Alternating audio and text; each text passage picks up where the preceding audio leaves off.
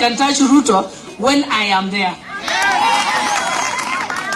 So sasa amecha waungane mkono amu iwezekani hiyo disrespect ilifanyikana. Rigathi Gachagua, you have been very disrespectful of the president.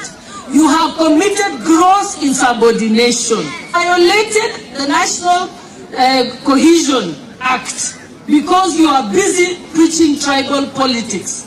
You have committed enough offenses, and now we have said enough is enough. We will send you home, or you resign by yourself.